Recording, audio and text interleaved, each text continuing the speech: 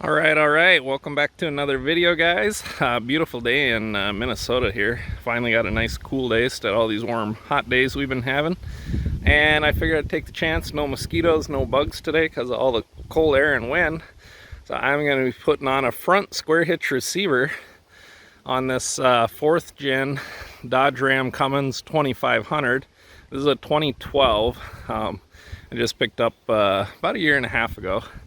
And yeah, beautiful truck. Been running excellent. Had no problems with it at all.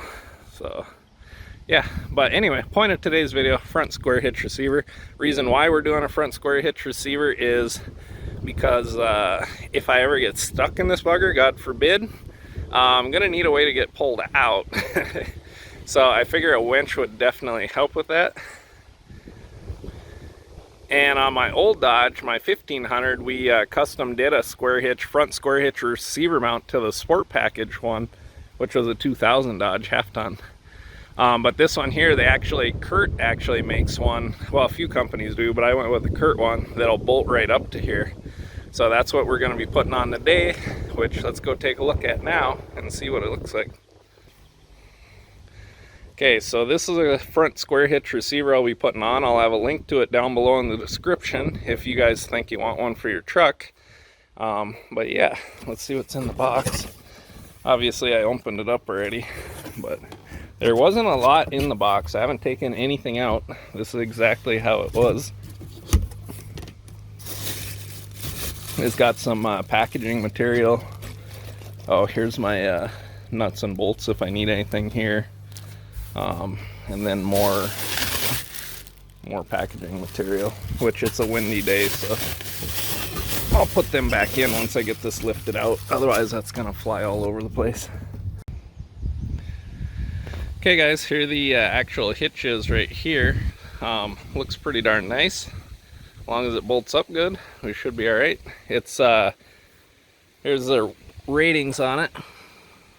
It's a Curt 31015 right here.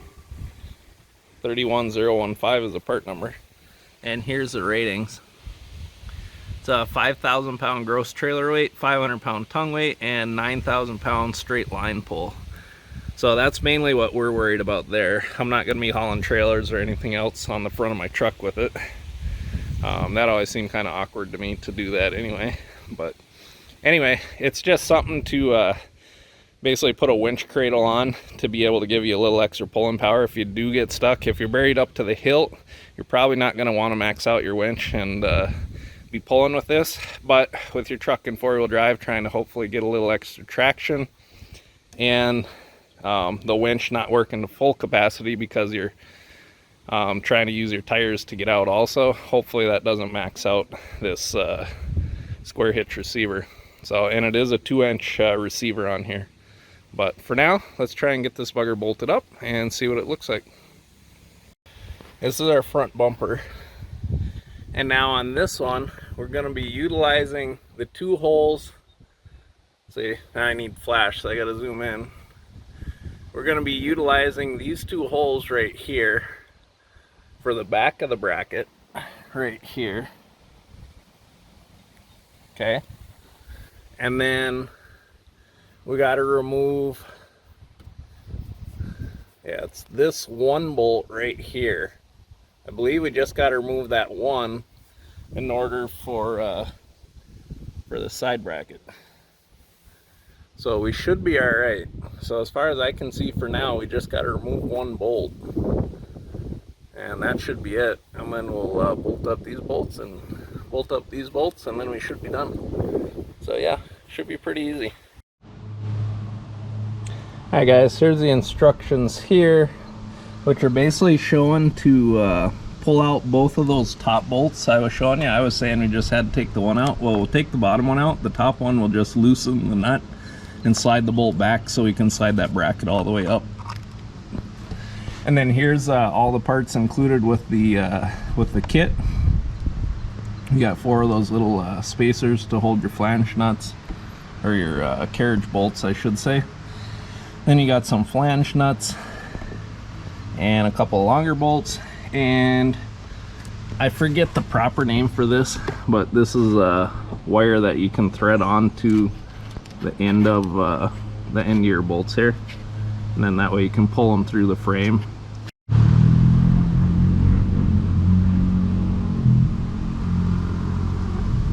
Alright guys, so all we're doing is damn kids. Summertime, everybody's out on their side-by-sides and wheelers. Wait till they get done.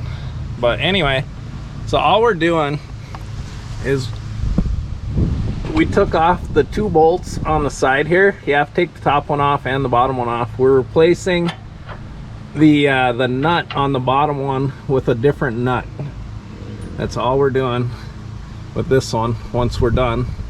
And we're reusing the old nut on the top one, but on the bottom one we got to use a spacer bracket to put on here because there is this little lip right here, and so the spacer will help us out with that.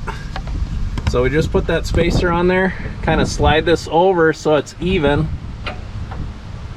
but yet it still holds it. So there, we're pretty close. And same with the top one. And then you don't want to slide them over too far. Now we'll do the same on the other side, and then when we lift the bumper up, we'll slide those bolts back and put on our nuts. Alright guys, so I got the one side up in here. This is kind of what you're looking at. Here's your metal spacer that goes behind here that went on the bolt. And then you slide your bolt back through. And then after that, you're just going to take one of these shiny new nuts, slide up on here, and put that on. And then I already put the top one on, so I'll tighten these up here after I get the other side on, but I'm just going to put this on a little bit for now just to hold it a little snug, so I still got some wiggle room for the rest of it. I still got to do these 2 bolts too yet, and the other side as well. Alright guys, so if you're by yourself doing this front square hitch receiver, just use a jack, set the receiver on it, and then kind of roll it up under there, and then take your time, lift it up and get it to go up. You might need to slide the jack back this way and then lift it up some more until you got everything lined up in there. Just take your time. You can do it, hide the lay under here, kind of align it in place, and then use my leg to lift up and down on this jack, which this Husky jack does a freaking awesome job. It's 3.5 ton. Did an excellent job. It's really smooth action too, really easy for pushing on the lever to raise. Of course this is super light, but still, you get my point. And then once you got your side bolts on up under here that I was showing you about, don't tighten them down yet, because you need a little wiggle room for left and right and up and down to get those back bolts lined up. So just don't tighten them up all the way. Right now I'm going to work on the back bolts now. So I still got to do these last 2, but I thought I'd show you how it works. So I have your bolt and the spacer here, and this fish wire came with the Curt one. So all you do, and I need another hand, but all you do is you take this and you basically just thread it on to the bolt like this. I guess I only need one hand. It's so easy, you only need one hand to do it, guys. You take this like this. Don't go any further than that. When you see the top piece like that, that's where you stop. And then you can actually fish this through the frame, where it may be difficult to get your hand through there. And I'll show you. Alright, so we have got to get these bolts through to the back side of here so they pop out like this. But there's really not enough room to get your hand back there and line everything up. There is, but I can only get my fingertips so you can see them.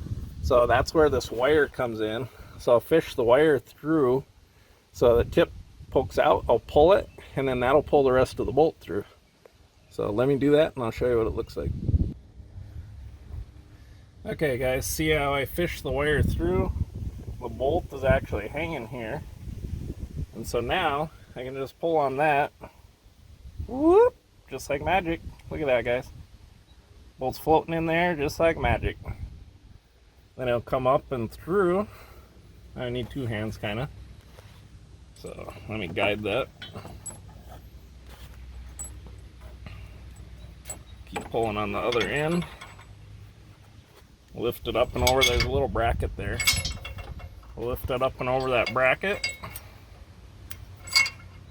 And just kind of wiggle and pull. Just like magic, there's your bolt, guys.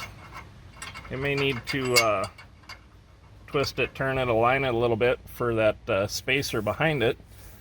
But that's how you get it up in there. And then once it's in there, I can kind of maybe just barely get a finger on it. Yeah, I can't even come in through the bottom here anywhere. Oh, there. Okay. Oh, see, that's how you don't want us to lose a bolt. And that's why that fish wire is nice. So I could kind of come up through the bottom like this, hold on to that bolt, then you can unthread it like this, just turn it left. Then you grab your other nut and you can just put it right on there.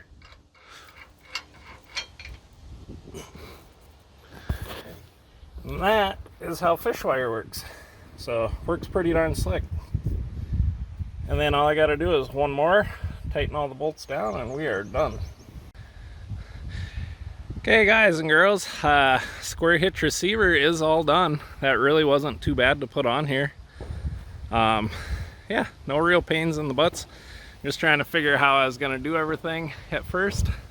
But there it is down there. Went really well. Super glad I put this on here.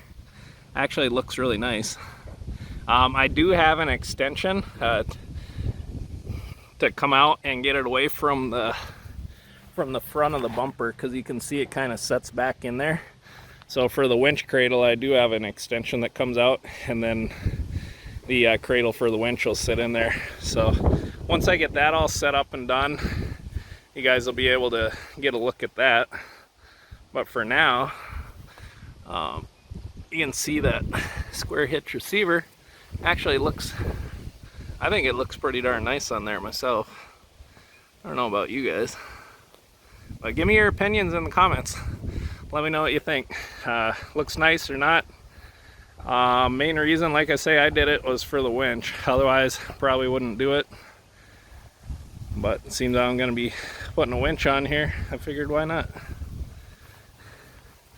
I'll give you a close look. And I did not have to trim. This is a 2012. I know a lot of them say you got to trim the bottom bumper plastic, but on this one I didn't have to. So it actually fit pretty darn snug. Just let me zoom out. There, it fit just nice and snug up in here. So right barely touching the bottom, just barely. So that's pretty slick. That actually turned out way better than what I thought it would. So yeah, leave a comment, guys. Let me know what you think. Favorite, like, share, and subscribe. One of my next videos will probably be I don't know, either wheeling or installing the winch. I've been working a lot lately again, so trying to get you guys some videos when I can. Hope you like this one. Hope you like the truck. I love the truck. Friggin' diesel is awesome. I just gotta get out and use it more, pull the enclosed trailer, go out and do a little four-wheeling. But until then, as always, you guys have a good one, and we'll catch you in the next video. That gets old. Why do people do that? Alright guys, we'll see you around. Have a good one.